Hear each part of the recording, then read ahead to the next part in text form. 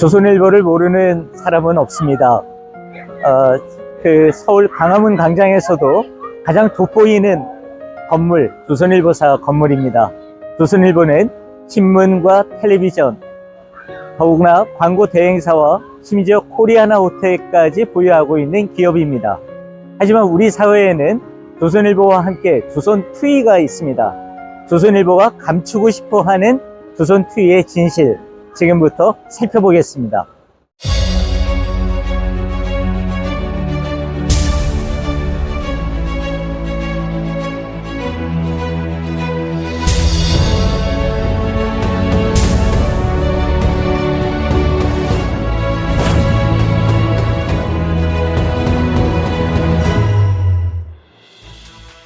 꼭 50년 전입니다. 1974년 10월 24일 조선일보를 언론다운 언론으로 만들기 위해 행동에 나선 젊은 기자들이 있었습니다. 하지만 사주 방우영에 의해 무참히 해직당했는데요.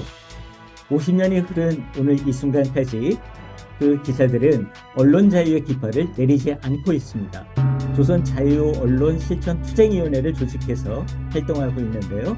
오늘 조선투이 세 분 모셔서 자세한 이야기 들어보도록 하겠습니다. 안녕하세요. 안녕하세요. 네, 신홍범 전 투이 위원장 나오셨습니다. 네, 조선투이의 신홍범입니다. 네, 성학교 현 위원장님 나오셨고요. 네, 성한표입니다. 네, 최병선 위원님 나오셨습니다. 네, 최병선입니다. 네, 어느덧 반세기가 지났습니다. 50년을 맞는 소회가 남다르실 텐데요. 한 말씀씩 해주시죠. 정현자 먼저 말씀하세요.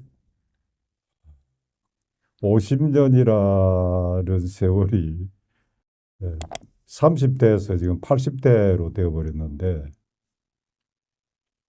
그 긴 세월이 언제 어떻게 흘러갔는지 사실 모를 정도로 흘러갔습니다. 그리고 옛날 이야기가 돼버리고 말았지만은, 그리고 그때 우리가 외치던 이런 이야기들은 아직도 유효하거든요. 아직도 필요하고. 그래서 그 50년 그 시간이 참 저희들에게는 뭔가를 다짐했던 시간이 아닌가 그런 생각이 듭니다. 예. 위원장님. 정말 참 많은 세월이 흘렀습니다. 50년이라는 세월이 흘렀네요. 그때 우리는 우리나라에 올바른 언론을 세우자고 해서 싸웠거든요. 그러면 50년 동안에 한국의 언론이 바로 섰는가 다시 생각하게 됩니다. 지금 한국 언론은 박정희 전두환 독재에 못지않게 윤석열 정권에 의해서 여러 가지 형태로 간악한 탄압을 받고 있습니다. 윤석열 정권은 언론을 장악하기 위해서 온갖 짓을 다 하고 있어요. 이런 것을 보면서 지난 50년 동안에 한국 언론이 무엇이 달라졌는가를 돌아보게 되고, 우리가 뭘 일으켰는가 하는 것을 다시 돌아보게 됩니다. 우리 조선투에서는 지난 50년 동안에 절반의 사람들이 세상을 떴어요. 남은 사람이 지금 32명 중에서 16명밖에 안 됩니다. 이제 우리도 머지않아서 이 세상을 떠나겠죠. 근데 우리가 이 세상을 떠나기 전에 정말 한국 언론이 바로 서는 걸 한 보고 죽었으면 좋겠어요. 이런 언론이 아니고, 가짜 언론이 아니고 진짜 정말 언론다운 언론을 보고 죽었으면 좋겠습니다. 최병선 위원님도 한 말씀. 네. 저는 저희가 50년 전에 그런 언론 자유를 갖다가 부르짖었던 데 비해서 지금은 언론 환경이 더 나빠졌다고 생각을 합니다.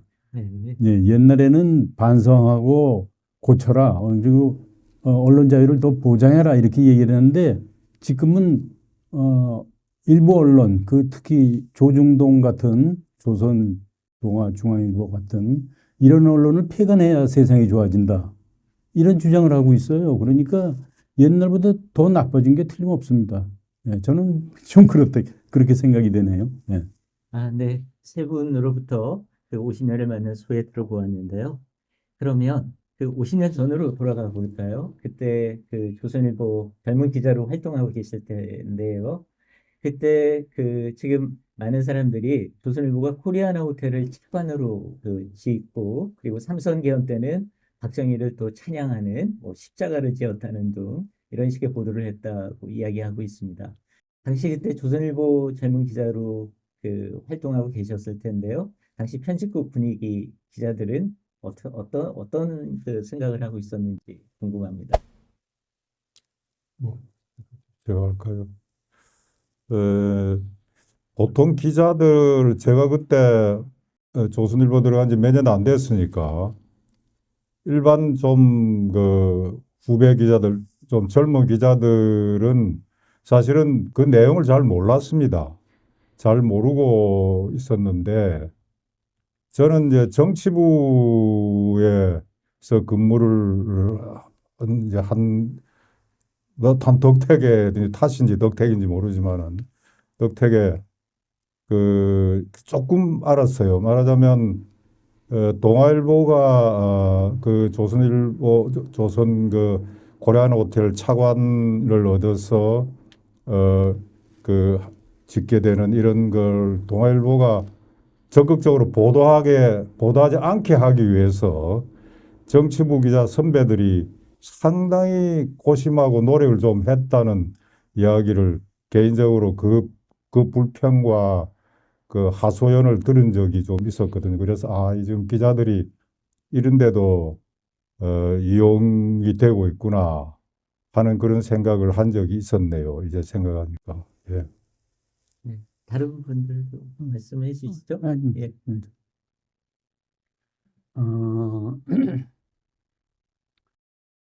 조선일보가 상업차관으로 400만 달러를 받은 게 1968년입니다. 네. 그 상업차관이라는 건 우리나라의 경제 개발을 위해서 쓰여야 되는 게 맞는 거예요. 산업 발전을 위해서 쓰는 게 맞는 거죠. 그런데 그걸 조선일보에 차관으로 준 거예요. 그 당시 400만 달러면 굉장히 큰 돈입니다. 그때 시중금리가 26%였는데 조선일보에 얼마 전에는 7%로 줬어요. 엄청난 특혜군요. 예. 조선일보에서 굉장한 특혜를 준 겁니다. 이게 조선일보가 박정희 정권의 고삐를 잡힌 안에 중요한 계기가 됩니다. 그걸 계기로 해서 또 조선일보가 본격적인 상업주의 언론으로 가게 되는 거죠. 근데 그 차관을 가지고 태평로에 큰 길 앞에 전면에다가 코리아나 호텔을 세운 거예요. 조선일보 건물은 보이지도 않았어요. 뒤에 숨어 있어가지고. 그때 우리는 조선일보가 뭐 하자는 신문인지 4억원 제껴놓고 호텔을 쓴 거예요, 거기다. 조선일보 옛날에 있던 그 자리에.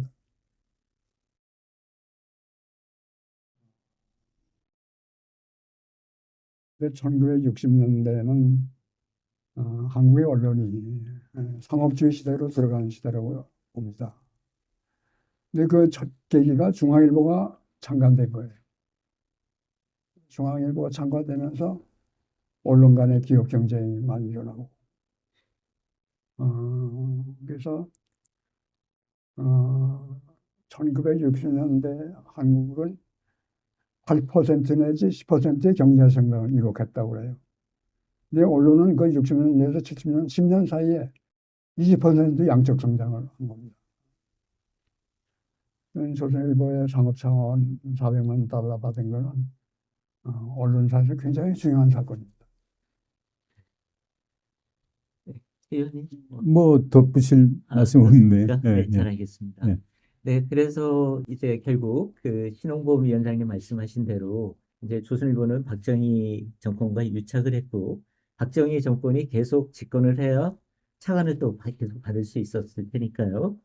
그, 그래서 이제 1971년 대통령 선거 당시에는 그 대통령 그 비서실장 이우락이 찾아와서 당시 그 최석채 그 주필하고 선거 전략과 관련된 이야기도 나눴다고 하고요.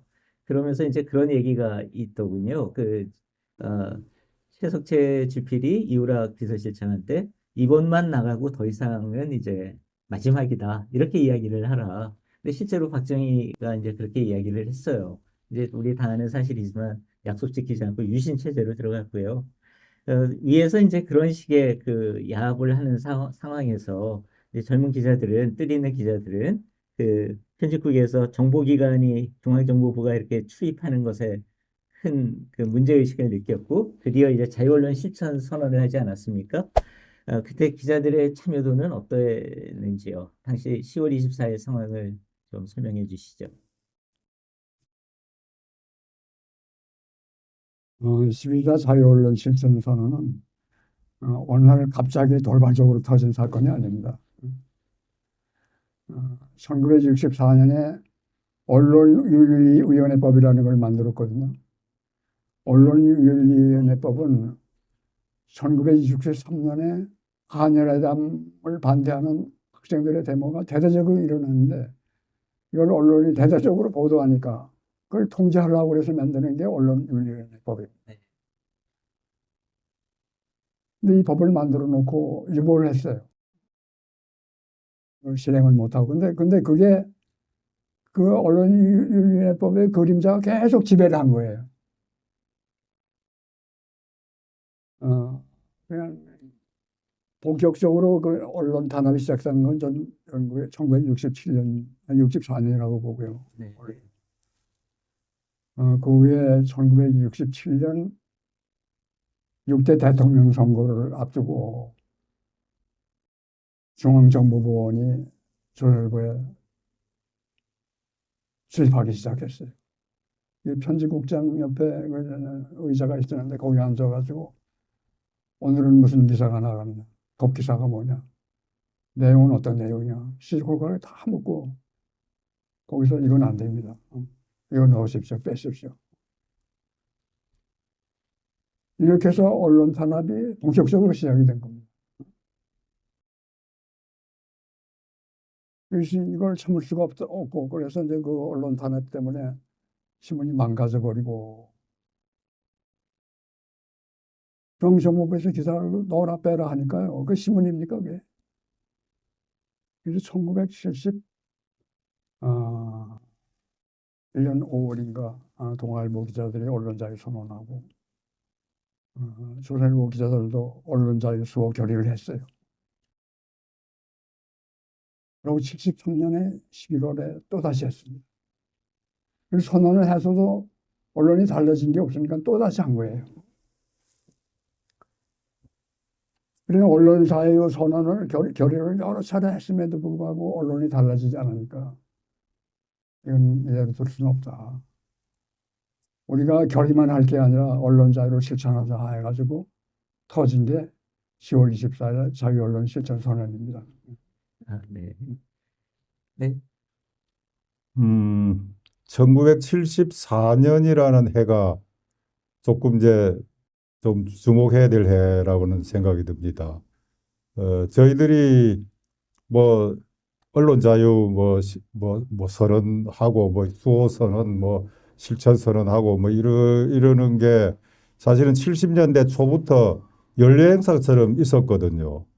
그런데 그걸로 그냥 끝났습니다. 그걸로 끝나고 그런데 74년이 되니까 그때 천주교 그 사제단이 결성이 됐죠. 정의구현 사제. 정의구현 사제단이 결성이 됐죠.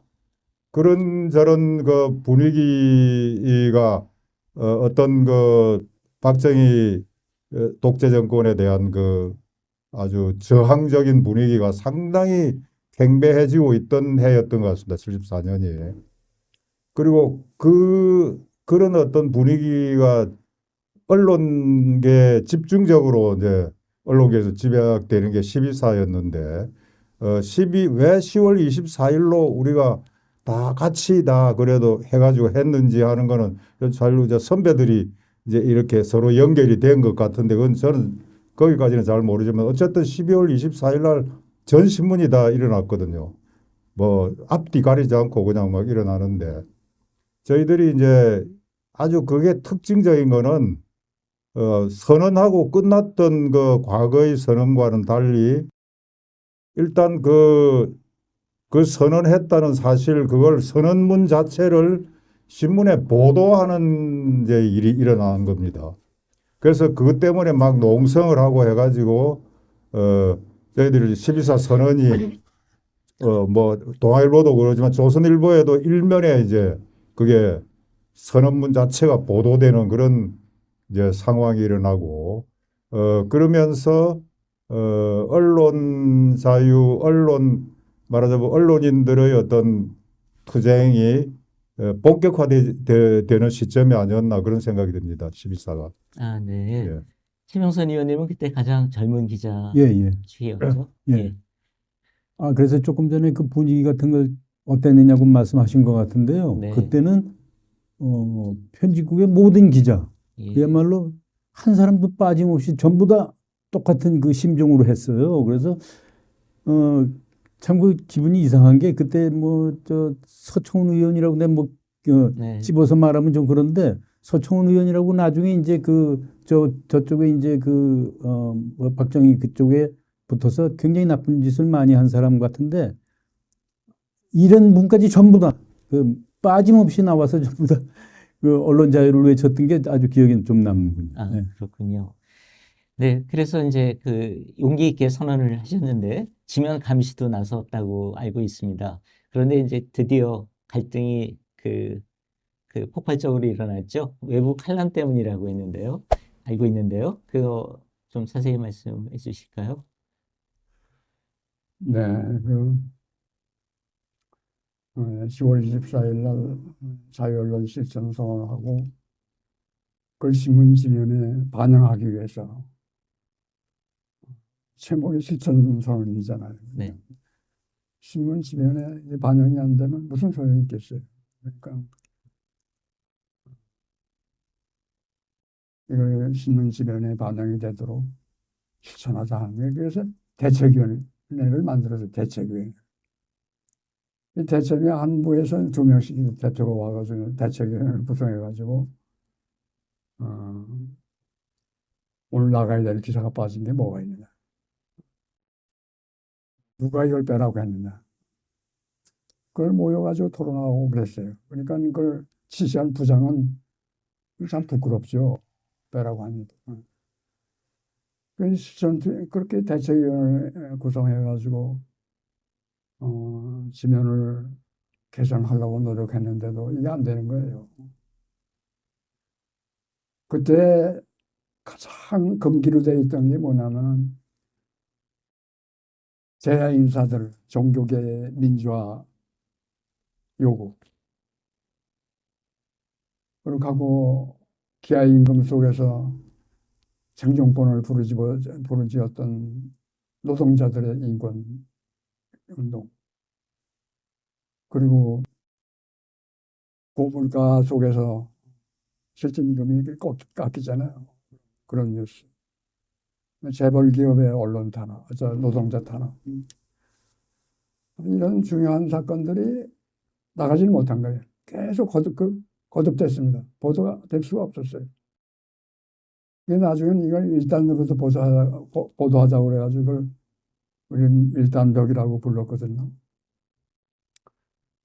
하여튼 그런 노력을 계속하고 있는 중에 74년 12월 16일 날 조선일보에 전재구라는 유정의 국회의원이 기고한 허점을 보이지 말자는 기사가 실렸어요. 근데 그때는 유신체제에 찬성하고 반대하는 게 국민의 최대의 관심사였어요. 그래서 찬반양론이 벌어지고 그랬던 때인데 전쟁에 굴한 사람이 쓴 글은 유신 체제를 일방적으로 옹호하는 글이었어요. 이 조선일보 기자들이 자율론을 실천하기 위해서 자체적 회의를 만들어 노력하고 있는 판인데 그런 기사가 실린 거예요. 지금은 자꾸 했지만은 백기범 기자하고 저하고 편집국장한테 가서 항의를 했죠. 적어도 유신체제를 옹호하는 기사가 나면 유신체제를 반대하는 글도 균형 있게 실려야 됩니다. 그래야 공정한 신문이 아니냐. 그랬더니 그때 편집국장인 김영원이라는 사람이었는데 당신들 무슨 자격으로 와서 얘기하는 거냐. 편집권은 나한테 있다. 지금 당신들이 얘기하는 거는 하극상이고 편집권을 침해하는 거다. 이렇게 나온 거예요. 그때 우리가 항의하는 게 편집권을 침해하는 게 아니라 외부의 압력에 의해서 기사가 실리는 것이야말로 편집권이 침해당하는 것이다. 그런 주장을 폈어요. 그랬더니 그날 저녁에 편집국장이 아마 그래서 고위 간부들한테 얘기를 했는 거예요. 그래서 징계회의가 열린 거예요. 네. 우리는 징계회의가 열린다는 얘기도 못 들었어요. 거기서 난 나갔더니 징계회의 결정이다. 심할서라고 쓰라고. 그래서 우리는 심할서를 쓸 수가 없다. 뭘 잘못했길래 잘못해서 심할서 쓰냐. 심할서를 거부했어요. 그랬더니 그 다음날 12월 18일 날 나갔더니 파면방을 붙여놨더라고요. 그 사람. 그러니까 조선일보 기자들이 정말 언론 자유 실천을 위해서 정말 분투를 하고 있었는데 그런 사건이 벌어지니까 기자들이 가만히 있겠어요. 네. 12월 21일 날 밤새워 농성을 한 거예요. 복직시키라고.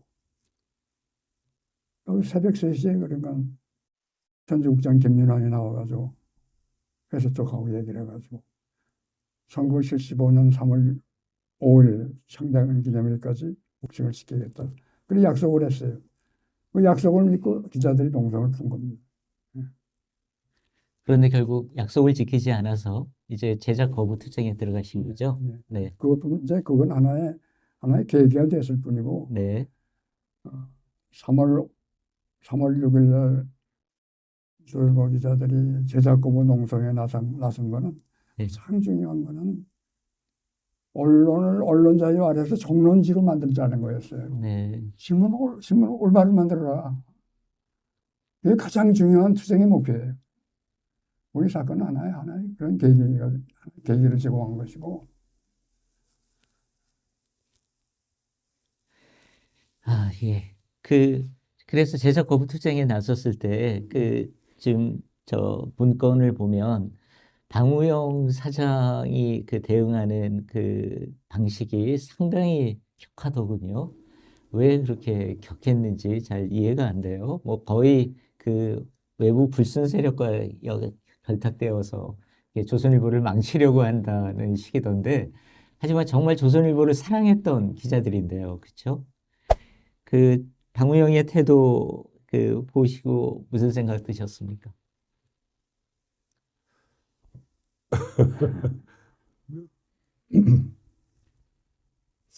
터무니없이 뒤집어 씌우기인 거죠. 우리가 그때 아마 조선일보의 그런 어떤 발표들 그리고 뒤이어 이제 맨 첫 번째 이제 집행 말하자면 조선 기자협회 조선일보 분해 이름으로 이제 시작이 됐는데 그게 곧 첫 집행부, 그다음 집행부, 3차 집행부 막 이렇게 이어지면서 집행부마다 막 해직을 당하고 하는 그런 판인데 그런 이제 해직 사유를 들면서 이 사람들이 발표도 하고 그래서 이 사람들은 지금 이 조선일보를 해치려는 뭐다 하는데 그야말로 그건 참 터무니없는 일들이다. 그리고 우리가 거기에 대해서도 강하게 비판하고 했던 그런 기억이 납니다. 예. 아, 네. 아까 최병선 의원님께서 그 서청원 기자를 비롯해 모든 사람들이 다 이렇게 참여했다고 했는데요. 그런데 실제로 이 제작거부 투쟁이 끝나고 해직될 때는 많은 분들이 빠졌어요, 사실. 그렇죠. 그건 어떤 이유일까요? 어떻게 해석하고 계세요? 그러니까 그 이제 나중에 이제 저희들이 되돌아보면서 생각을 하니까 아 사주 측 네. 방우영 이 사람 측에서는 뭔가 기다렸던 것 같아 이런 일이 벌어지기를. 그래서 아 이렇게 말하자면 어떻게 그쪽에서 보면 그 극렬한 거죠. 이런 사람들을 이제 솎아내자. 네. 이런 거기 때문에 1차 집행부, 2차 집행부 이렇게 해갖고 자른 게 그게 아 기다렸다가 잘라낸 것 같은 그런 느낌이 들 정도였어요. 네. 예. 그러면 만약 그런 의도가 분명해졌었다면 그렇다면 사실 더 그 30여 명 해직이 되셨는데 예. 그보다 더 많은 사람들이 예. 함께 할 수 있었을 것 같은데요. 이를테면 이제 음, 뭐 비교하는 거는 예. 그렇지만 예. 그 동아일보에서는 100명 넘게 이렇게 해직이 그렇죠. 되셨거든요. 왜 그랬을까요? 어떤 글쎄요, 그건 뭐, 방우영 사주의 예, 글쎄, 입김이랄까, 뭐, 현실, 주의자라고 그럴까, 이런 사람들은, 아, 이게 하도 강경하게 나오니까 예. 사주 쪽으로 이제 가야 되겠다. 아, 너무 이렇게 생각하는 강경하게 사람, 나오니까. 예, 그런 네. 사람들이 생겼고, 그건 뭐, 그때 뭐 이해할 수도 있다라는 그런 생각까지 들 정도. 예. 아, 네. 뭐 우리의 입장, 뭐 삼민의 입장도 나오고 그랬어요. 그런 거, 아, 그 사람들이 야, 이건 너무 세다. 이게 사주 쪽으로 가야 되겠다. 이런 사람들이 생겼어요. 아, 예. 그리고 이제 그때 우리가 전반적으로 한 6일, 6, 7일 농성을 했거든요. 네. 1차, 2차, 3차 집행. 1차 집행부는 그 다음날 다 잘렸고 또 2차가 며칠, 3차가 며칠 이어졌는데 그렇게 이제 집행부마다 다 자르면서 나중에는 플러스 몇 사람을 더 잘랐어요. 조선일보에서. 말하자면 문제가 될 만한 사람들은 다 싹 그냥 다 쓸어내 버리고 나머지는 조선일보가 볼 때 뭐 괜찮다고 생각하는 사람들이었던 것 같은데 나중에 이제 뭐 전체가 나오는 상황이 벌어지고 하다가 대부분 다시 이제 조선일보를 복귀했는데 그런 경우는 우리 그 어떤 분위기에는 따라갈 수 있지만은 처음부터 어떤 생각을 좀 다져먹고 하면서 우리들 그런 투쟁에 적극적으로 가담한 사람들은 아니라고 봐야 되겠죠. 아니라고 보고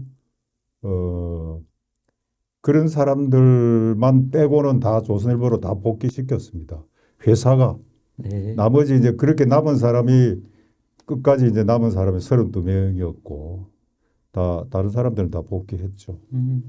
그때 해직된 분들이 농성하던 숙소에서 이제 해직되고 나서 할 때 방우영 사장이 찾아왔다고 예, 예. 들었는데요. 예. 그때 어떤 이야기를 하던가요? 신선배 잘 아실 거예요. 예. 그때 1차 집행부가 사전 나왔어요. 1차 집행부가. 그러면 초대 이제 집행부의 위원장이 정태기 위원장이었고 지금 송함태 위원장, 최병선 의원 5명이었어요. 1차 집행부가. 네. 그래서 이제 자료 나와가지고 그 집행부 한성요원에 그래서 이제 진행 상황을 봐야 될 거 아니에요. 조선일보 다른 기자들의 투쟁이 어떻게 전개되고 있는지. 여기서 방우영이 RI라는 자기 보디가드를 데려온 거예요. 뭐 쉽게 말하면 깡패인 거죠. 그렇죠. 예. RI라는 사람은 그 당시 태평로의 유명한 깡패죠. 네. 어, 조폭을 대동하고 예. 있군요. 근데 방우영이가 거기를 찾아온 거는 도대체 이 자들이 무슨 짓을 하고 있나 궁금했겠죠. 근데 어떻게 한국전용원에 있다는 걸 어떻게 알았는지 모르겠어요. 근데 그 당시 한성요원에는 작고한 김지아 시인이 경력하러 왔고, 그보다 조금 전에는 백락성 선생하고 고은 시인이 왔다 갔고, 또 한국일보에 있던 우리 조선일보의 우리 선배 기자들은 임재경 선배가 와 있었어요. 그래서 임재경 선배하고 이제 그냥 참 입에 담을 수 없는 추태를 벌인 거예요, 방에. 네. 입에 담을 수 없는 추태입니다. 제가 그걸 그대로 옮길 수는 없어요. 네. 너무 추해서. 아, 예. 그 사실은 아까 말씀해 주셨습니다만 유신 체제 아래에서 그 학생들 그리고 농민들이 그 반유신 투쟁을 할 때 유정의 국회의원 칼럼을 갑자기 싣는 것에 항의하는 것은 기자로서 어쩌면 당연한 건데요. 이제 그런 분들을 이제 해직시킨 그 상황인데, 근데 지금 이제 좀 그 시기에 대해서 한 가지 좀 다른 방향으로 여쭤본다면, 조선일보가 지금 지면으로 조선일보 그의 전설, 더 나아가서 한국 언론의 전설이라고 이렇게 막 지면을 통해서 추앙하는 김대중 기자가 있거든요. 근데 당시 김대중 기자도 같이 일하셨었죠. 근데 이런 사실 조선일보의 전설이라면 저는 뭐 마땅히 조선 투위가 되어야 된다라고 개인적으로 생각합니다만, 김대중 기자의 그때의 모습은 어땠을까요? 좀 많은 분들이 궁금해할 것 아주 같아요. 유명한 예. 에피소드가 하나 있습니다. 그때 김대중 기자는 주미 특파원을 하고 있었어요. 아, 네. 그때 미국에 있었죠. 그러다가 몇 달 뒤에 이제 임기가 끝났는가 뭐 그래 하여튼 이제 서울로 왔는데, 그때 우리는 이제 쫓겨난 기자들끼리 항상 모임을 자주 갖고 뭐 저녁도 같이 먹고 뭐 이러고 있는데 거기에도 막 참여하고 했어요, 이분이. 그러면서 그때 제가 이제 지금도 기억나는데 정태익이 이제 위원장 보고, 야, 내가 만일 그때 서울에 있었으면 바로 너가 맡은 역할 그걸 내가 맡았을 거다 이거죠. 아, 김대중 씨가 그 이야기했어요. 그 이야기를 들으면서 우리가 되게 웃었거든요. 아, 네. 근데 그 양반이 이제 말은 그렇게 했어요. 그러나 그 뒤에 행적을 보면 전혀 이제 그거는 상관없이 네. 그다음부터는 우리들의 어떤 뭐 대의라든지 이런 걸 염두에 둔 기자로서는 취할 수 없는 행동들을 그동안 많이 취했잖아요. 그 뒤에는. 그렇죠. 예. 네. 만약에 그게 진정성이 있었다면 그 이후로라도 같이 행동을 할 수 있었겠죠. 있었겠죠. 그리고 그 자리에 그때 없더라도 그 뒤에도 굉장히 뭐가 많이 필요했고, 내부에 있는 신문사 간부, 편집국 간부의 역할이 굉장히 중요했었죠, 사실은. 네. 그걸 일체 뭐 안 했던 거죠. 한 가지 덧붙이고 싶은 거는 1980년 5.18 네. 광주 민주항쟁이 일어났을 때 김대중은 조선일보 사회부 기자로 현장에 가서 취재를 했어요. 사회부장으로 갔더라고요. 네. 예. 네. 그래가지고 5.18 광주 시민들을 뭐라고 하냐, 폭도라고 그러고. 맞아요. 근데 이제 그럼 난동을 부린다고 그러고. 정확하게 말씀을 드리면 이제 당시 사회부장 김대중이 직접 갔는데요. 거기에 총을 든 남동자 이렇게 보도했고, 나중에 이제 제가 그 기자협회를 통해서 사과하라라고 했더니 이제 그분이 하신 이야기가, 나는 그래도 폭도라고는 쓰지 않았다. 남동자라고 썼다, 이렇게 이야기를. 어이없는 표현. 폭도를 안 나고 총을 든 남동자 이렇게 썼었습니다. 근데 이제 말씀하셨으니까 이 김대중 기자는 그렇게 총을 든 남동자로 5.18 민중항쟁을 왜곡했고, 또 그리고 김대중 정부가 들어설 때는 미국 신문을 왜곡해서 이렇게 보도했었거든요. 근데 이렇게 왜곡을 일삼았다는 건 좀 과할 수 있습니다만, 이런 분을 어떻게 조선일보는 전설이라고 하고, 뭐 조선일보의 전설이라고 하는 건 이해가 되겠는데 한국 언론의 전설이라고 버젓이 신문에 이렇게 내놓을까요? 이게 도대체 어떤 뻔뻔스러움이 있길래 그러는 건지 궁금합니다. 어떻게 보셨어요? 한국 언론의 전설이라는 그 조선일보의 그게 조선일보의 DNA죠. 그런 거 아니에요? 이런 생각이 드네요. 예. 그 방금 아까 그 사건 예. 말하자면 나는 폭도라고 안 했고 뭐라고 했다고 총을 든 난동자라고 썼을 난동자라고 뿐이다. 이야기했다. 바로 그 부분. 네. 우리가 볼 때야 뭐 난동자나 폭도나 같은 이야기인데 폭도라고 안 했고 나는 난동자라고 했다. 이런 논리, 이런 논법. 이 논법이 이 사람 아마 장기였던 것 같고 네. 조선일보가 주로 이런 논법을 쓰거든요. 그런 논법을 쓰면서 뭐 좀 하는 것처럼 하면서 사실은 아주 아닌 이제 그런 본색이 이제 숨겨져 있는. 그래서 조선일보에서 승승장구 할 만하네요. 그런 거 보니까. 제가 네. 내 기억이 정확하지 않아서 그런 건 약간 그런 좀 의구심은 있는데 우리가 12.3 말고 36 할 때 그때 김대중 씨가 부차장이 아니었어요. 차장도 아니었어요. 네. 제가 알기에. 왜? 예. 그 기자였던 걸로 아는데 모든 기자가 다 일단은 우리 언론 자유에 대해서 동참했어요. 그리고 다 적극적으로 하자 그렇게 했는데 나는 그 사람만 보질 못했어요. 아니, 그랬어요. 그 사람 확실히? 왜 미국에 있었거든. 아니 왔댔어요 그때. 내가 보기에는 그런데 아니, 그때 미국에 있었어. 미국에 왜냐면 파원이었는데 오지 이 않았어요? 양반이 정태기 위원장한테 네. 내가 미국에 없었으면 안 있었으면 음. 그때 내가 서울에 있었으면 내가 너 자리 너 역할을 내가 맡았을 거라고 그때는 우리들 앞에서 이야기를 했거든. 네. 일시 귀국했던 걸로 예, 알았는데 그러니까 그건 하여간 제가 당연히 알리바이가 하나 생긴 거고 네. 그렇죠. 알리바이가 생긴 거고 저는 뭐냐면 폭도나 난동자나 그러나 나는 폭도라는 말은 안 썼다. 이런 거죠. 네. 이게 이제 이런 논리 논법으로 그 사람이 칼럼니스트로서 그냥 살아가고 있는 거예요. 조선일보에서. 그래서 그런 사람을 이렇게 막 추앙하고 전설이라고 이렇게 존경한다는 이야기까지 이제 조선일보에 기사화되고 그러던데요. 조선일보 기자들이 어떻게 보면 좀 안 됐다는 그런 느낌까지 들던데요. 그런데 이제 80년대 후반에 그 조선일보 노동조합이 창립되고 재평가를 하겠다. 그래서 조선투이하고 좀 당시 교감이 있었죠. 예. 그때 상황도 좀 알려주시죠.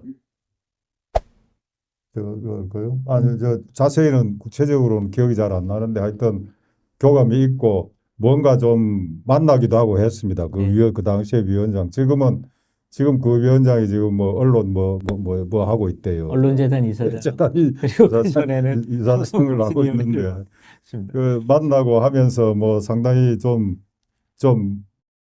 이제 선배님들 뭐 하고 뭐가 좀 있긴 했어요. 그런데 나중에 전혀 실천은 없었고 네. 그러다가 끝난 거죠. 그러다가. 그렇군요. 그 당시에 방우영이의 지시를 받아가지고 조선일보 조선투이 쪽하고 이야기한 그 상대가 그때 편집국장으로 있던 김대중이었어요. 그렇군요. 예. 김대중이가 어떻게 보면은 방우영이하고 해가지고 노조 기자들을 속인 거죠. 네. 조선일보 노조 기자들을 속였어요. 그래서 흐지부지 끝났어요. 그러면 그게 김대중 당시 편집국장도 알고서 그렇게 했을까요? 그날 명확하지 않겠죠. 김대중 편집국장까지 관여됐는지 그건 모르겠는데 그때 노조가 그래 나름 좀 한다고 해서 우리도 한번 연락해보고 서로 했던 거거든요. 그거밖에는 없었죠. 그다음 보여준 게 없어요. 근데 그때 그 김효재 위원장 조선일보 기자로서는 뭐 나름대로 뭘 해보려고 했던 그런 걸로 알고 있는데요. 그런데 이제 저희가 언론노동조합 일을 하면서 느꼈던 것은 그 김효재 당시 위원장이 다른데 언론노조 다른 쪽에서 이렇게 연대하는 걸 전혀 바라지 않고 차단을 시키더라고요. 근데 그런 게 결국 그때 그 김효재 위원장의 모습이 이제 남는데, 근데 결국 그런 기자가 이번에 방송통신위원회에서 하는 모습, 그리고 지금 그걸 또 그렇게 해서 언론재단 이사장에 가서 자리 차지하고 있는 모습 보면, 참 난감하고 민망하고 그렇습니다. 예, 맞아요. 그 뭐 저보다 지식인들의 변절을 훨씬 많이 보셨을 것 같은데요. 예, 음, 아, 또 하나 이제 제가 이제 뭐 우리 또 저 많은 분들이 궁금해 하실 것 같은데요. 저는 사실 궁금한 게 있습니다. 그러니까 방상훈 지금 현 그 사주가 이제 창간 기념사나 이런 걸 보면 항상 항일 언론을 했다. 이렇게 이야기를 하고 근데 너무나 이제 버젓이 그 거짓말이거든요. 그렇게 항일 언론을 했다. 물론 이제 뭐 1920년대 초에 잠깐 반짝이 조만식 사장 뭐 이렇게 있을 때 그랬다고 하지만 전혀 아닌데 거의 뭐 일본 제국의 신문을 자임하고 그런데도 어떻게 이렇게 항일 언론을 했다라고 주장하는 모습을 보면 가끔은 궁금할 때가 있습니다. 저분 정말 그렇게 생각하는 걸까? 이제 이런 궁금할 게 있는데요. 이런 걸 어떻게 해석해야 할까요? 어떻게 보십니까? 그러니까 이런 게 있지 않습니까? 1920년대 초기에 네. 조금 아주 했다는 잠깐 거죠. 예. 그게 있는데 그거는 아마 저 방씨 가문이 방씨 가문으로 조선일보 넘어오기 전에 어떤 상황 같아요. 그렇습니까? 예. 그걸 굳이 자랑할 것 같지는 않고 뭐 자랑한다면 자랑하겠지만 그런데 제가 볼 때 그 쭉 그 일제 말렵까지 쭉 오면서 어떤 이유로든지 뭐 동아도 그렇지만은 조선일보도 좀 뭐 정관이나 뭐 이런 걸 좀 당한 적이 있을 거예요. 무슨 잘 나가다가도 또 좀 그런 일이 있을 수 있고 그렇게 한 번씩 간헐적으로 일어난 그걸 가지고 아마 자랑하고 있는지도 모르겠는데 그런데 항일운동 했다는 이야기는 사실은 말이 안 되죠. 그 조선일보가. 네. 최 의원님은 어떻게 보셨습니까? 아니, 말씀하세요. 네. 저는 그 조선일보가 그 정권들이 많이 있었잖아요. 예. 그러니까 바뀔 때마다 마지막 순간에는 나가는 정권을 욕을 해요. 아, 네. 예, 그거는 거의 뭐 틀림없어요. 그거를 이제 자기들은 내가 이게 뭐 반민주적인 정권을 보내는데 내가 일조를 했다. 그런 걸 자기들의 그 어떤 알리바이를 내세우는 거 아닌가? 맞아요. 뭐 그런 거기다가 생각이 들어요. 또 하나 이제 불화성 생각이 나는 가령 막판에 일제 말렵에 막 다 폐간당하고 했잖아요. 다. 예. 그것도 이제 항일운동이라고 생각할지도 모르죠. 아, 네. 동아조선 다 폐간당할 때. 근데 사실은 그것도 이제 이 방송이 이제 나가야 되는 상황이어서요. 예. 근데 그냥 뭐 제가 알고 있는 진실을 말씀을 드리면 그 폐간이라고 저는 사실 생각하지 않습니다. 왜 그러냐면 당시 일본 제국의 폐간 본토 이른바 본토에서도 전시회의 물자를 절약하기 위해서 언론사 통폐합하거든요. 그래서 각 그 현에 각 도에 하나씩으로 통폐합해요. 그들 입장에서는 조선도 그 하나 총독부 기관지 하나로 통폐합하면 된다고 생각한 거죠. 그래서 뭐 사실상 배상금을 다 주고요. 요즘 돈으로 수백억 원을 배상하고 그러면서 이렇게 해서 저는 사실 폐간이라기보다는 통폐합이라고 총독부 기관지로 통폐합이다 이렇게 더 전문적인 그렇게 생각하고 있습니다. 저희 우린 조선일보 다닐 때 네. 조선일보가 진짜 민족지인 줄 알았어요. 아, 네. 조선일보 다니실 때요. 네. 예. 하도 민족지. 그만큼 이제 조선일보 선전이 아주 강력했던 거죠. 조선일보를 나오고 나서 이게 거짓과 가짜였다는 걸 알게 됐어요. 네. 알게 된 거는 최민지 씨가 쓴 일자 식민지 언론이라는 책이 있었어요. 예. 그게 78년에 그때 나왔죠. 난 그걸 읽고 정말 개안을 했어요. 우리가 서울에서 살았고. 조선일보의 진행적은 이루 말할 수가 없습니다. 특히 1937년에 중일전쟁이 일어났잖아요. 그 후에 조선일보의 행태는 총독부 기관지예요. 그러니까 1938년도부터는 해마다 조선일보 일본 천황 사진 부부 사진 짓고 찬양하고 또 일장기까지 올리고 제호를 내리고. 그런데 1940년에 조선일보가 폐간되는 건데 아까 말씀하셨듯이 폐간당할 때 항의 한 번도 못했어요. 조선일보는. 그게 뭐 통폐합이라는 네, 게 수백억 더 챙겼으니까. 전문적인 그게 되겠지만은 어쨌든 문을 다 뭐 네. 일단 발간을 중단 당한 건데 그러면서 항의 한번 못했다는 거죠. 그런 거. 그리고 제가 지금 나중에 그런 이야기가 이 질문에 있을지도 모르겠지만은 지금 아주 궁금했던 게 지금도 그 궁금하고 있는데 현재 기자들 생각이 궁금해요, 사실은. 예. 저도 네. 궁금합니다. 조선일보 기자들이 요즘 다른 신문도 기자들하고 조선일보 기자들하고 다 생각이 같은지도 우선 궁금하고 네. 그리고 가령 이제 조선일보 기자들이 만일 또 다르다면 조선일보 기자들만의 어떤 특징이 있다면 이 사람들이 정말 겁이 나서 혹은 자기 안전 문제도 있고 여러 가지 자기 생활 문제도 있고 해서 그냥 에이 모르겠다고 굴종하고 있는 건지 아니면 생각 자체가 막 그래가지고 열심히 뭐 하고 있는 건지 그것도 사실 좀 궁금하거든요. 그런 게.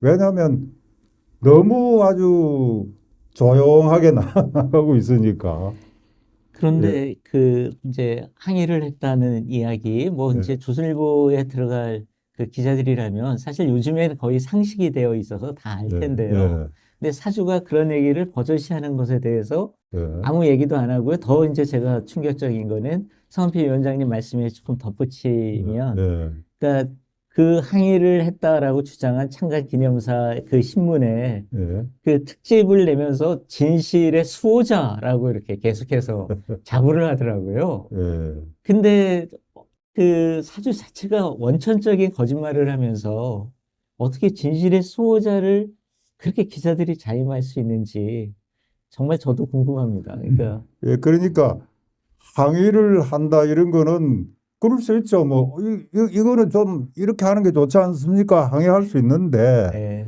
그런 것보다도 기본적으로 현재 쭉 지속되고 있는 논조나 어떤 뭐에 대해서 어떤 굉장한 이제 저항감, 불만감 이런 게 있어가지고 무엇인가 하여튼 좀 조선일보 기자들이 불편한 느낌, 불편해하는 뭐 그런 게 있는지 그걸 알 수가 없어요. 그런 거. 예, 그래서 사실은 이제 예, 그 뭐 거의 이제 대담의 마지막 가고 있는데요. 한 예, 두 가지 정도 남았는데 지금 조선일보 후배들, 예. 조선일보 기자시였잖아요. 그렇죠. 한때는 정말 조선일보를 사랑하셨던. 근데 그 조선일보 후배 기자들에게 어떤 말씀 해주고 싶으신지요? 신홍범 위원장님부터 이렇게. 아, 언론에서 제일 중요한 게 진실이거든요. 진실 이상으로 언론에서 중요한 건 저는 없다고 봅니다. 이건 기자가 기사를 쓸 때 뭐가 진실이냐 하는 건 그런 아주 절실한 문제의식을 가지고 기사를 써야 되거든요. 그러려면 가장 중요한 게 기자의 양심입니다. 기자의 양심과 이성과 지성을 가지고 자기 주체적으로 판단해서 고민도 하고 기사 쓸 때 그래야 기사를 써야 되거든요. 근데 지금 보면은 조선일보 기자들은 기자로서의 주체를 상실한 것 같아요. 하나의 조선일보라는 거대한 기계의 하나의 부속품으로 보는 것 같습니다. 기자가 없는 기자가 죽어버린 거죠. 네. 기자 정신이 죽어버린 거죠. 잘못된 회사에서 이런 짓지 말아라든지 이건 이렇게 있으라든지 강요를 하면은 그 양심에 어긋나면 저항하는 게 마땅하거든요. 그러니까 레지스탕스를 해야 됩니다. 조선일보 기자들 보면 저항 정신을 잃어버린 것 같아요. 네.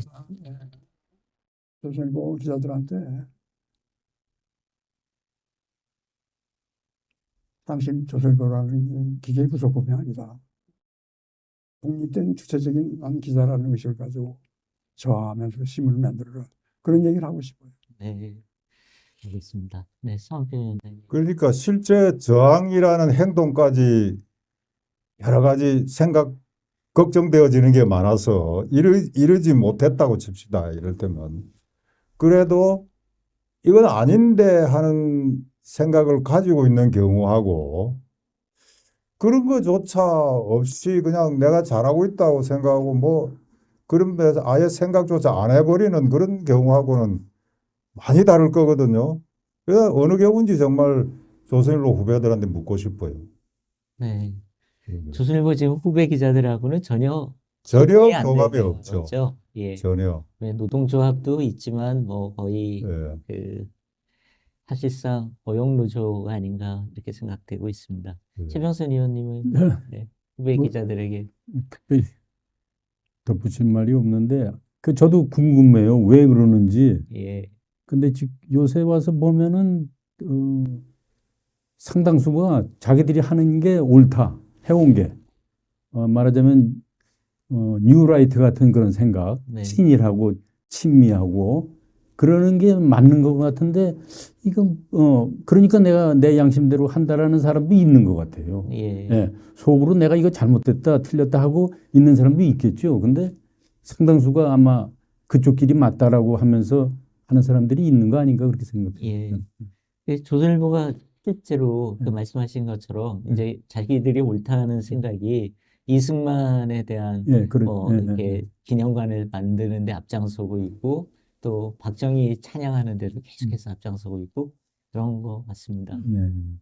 그러니까 나이 든 편집진들은 또 나름 또 뭐 그런 생각을 좀 한다고 치더라도 네, 젊은 기자들, 젊은이들은 좀 원래 그렇지 않잖아요. 생각이. 그렇죠. 아무래도 젊은이들은 좀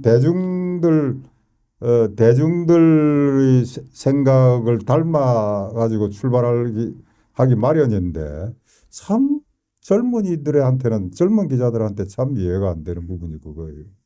네, 그 적절한 설명은 될지 모르겠습니다만 이제 그 서울대, 연세대, 고려대의 서울 강남 지역 학생들이 들어가는 비율이 점점 높아지고 있고요. 예. 또 언론고시라는 이 기형적인 선발 제도 때문에 주로 이제 그런 사람들이 많이 들어가는다는 게 지금 말하자면 그렇게 한쪽의 강남에서 진단입니다. 자라가지고 예, 서울대, 고대, 연대 들어가서 하는 그 사람들의 생각이 일반 대중들 네, 생각하고 유리되어 있는 것도 자기들은 전혀 의식 안 하고 그냥 그게 보편적인 그런 어떤 뭐 태도다 생각하고 간다 이렇게 볼 수 있는 건가요? 그렇게 보는 사람도 있습니다. 예. 예. 아주 그건 참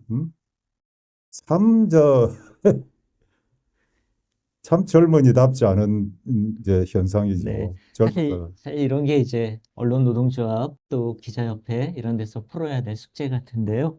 예. 네, 오늘 50년을 맞았는데요. 그 정의부연사재단이 그 조선투이 그 뭐 만들 때 굉장히 많이 참여를 같이 도와주고 이랬더라고요. 근데 정의부연사재단도 50년을 맞아서 그 이렇게 이야기하더군요. 50년을 맞아 새 출발을 하는 해로 삼겠다. 그 끝으로 이제 조선투이는 앞으로 어떻게 활동해 나갈 것인지 그 한 말씀씩 해주시죠. 어떻게요? 네가 하는 거를 계속. 글쎄, 언론 운동을 더 했으면 좋겠죠. 최선을 다해서 마지막까지 한국 언론을 바로 세우는데 미력이나마 좀 기여했으면 좋겠죠. 이제 너무 늙었어요. 늙었다는 생각을 하게 됩니다.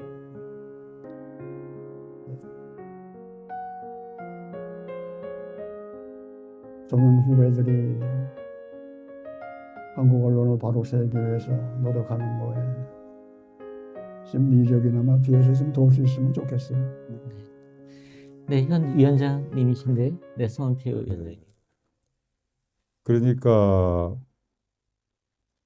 실제로 이제 저희들 나이나 뭐 이런 이제 50 이제 그 앞으로 이제 50주년 딱 50주년이 내년 3월이거든요. 네. 내년 3월 6일이거든요. 실천 선언을 한 게 올해 이제 50주년이고 투이 결성은 그러니까 예, 12.4 50주년이고 투이는 네, 이제 12.4부터 이제 막 싸움이 한덩어리가 돼 가지고 쭉 나갔지만은 투이라는 걸 이제 만들어내고 하도 네. 그래 이제 해직당하고부터 이제 그렇죠. 이제 예. 따지니까 3월 되는데 어쨌든 그런 게 지금 앞으로 몇 달 남은 기간 동안 저희들이 굉장히 고민해야 될 부분들이 그거 같습니다. 우선 80이 다 넘은 사람들이고 80이 넘은 사람들이 할 수 있는 역할이 무엇인가라고 생각되는데 실제로 또 언론 상황이나 우리나라 전체의 어떤 상황이 내년 봄 되면 아마 금년보다 더 막 여러 가지 뭐가 많은 사람들이 참여가 필요한 상황으로 계속 또 악화돼 가지 않을까 하는 그런 생각도 들고 그래서 내년 3월쯤 돼서 저희들이 어떻게 이 대응을 해 나갈까 그게 아마 저희들이 뭐 우리는 실수만 그렇지만은 저희들이 제일 큰 고민거리로 생각의 아주 중심에 있습니다. 네. 네, 상대적으로 가장 네. 젊으신데요. 최명수 의원님. 여기 젊은 사람한테 지금 많이 기대를 하고 있죠. 네. 아니, 저는 솔직한 심정은 조선투이가 앞으로 50년 동안 별 일을 안 하는 그런 세상, 네. 무슨 나서서 사회를 변혁하고 뭐 조중동이 없는 세상을 만드는데 관여 안 하는 그런 세상이 됐으면 좋겠어요. 뭐 지금 저희 뭐 50년대인데 거의 사실 변한 게 없잖아요. 더 나빠졌다고 보는데 그런 거를 뭐 조선투이가 다시 바로잡자 이렇게 부르짖지 않아도 되는 세상 그런 게 왔으면 좋겠습니다. 아, 네. 뭐 긴 시간 동안 세 분 말씀 들었는데요. 특히 조선일보 현직 기자들이 조선일보를 한때 정말 사랑했던 제 선배분들의 이야기 경청했으면 좋겠습니다. 네, 함께 조선일보를 비롯한 언론을 바꿔나가는 길에 후배로서도 함께 한다는 약속을 드리겠습니다. 네, 긴 시간 감사합니다. 네, 감사합니다. 수고하셨습니다.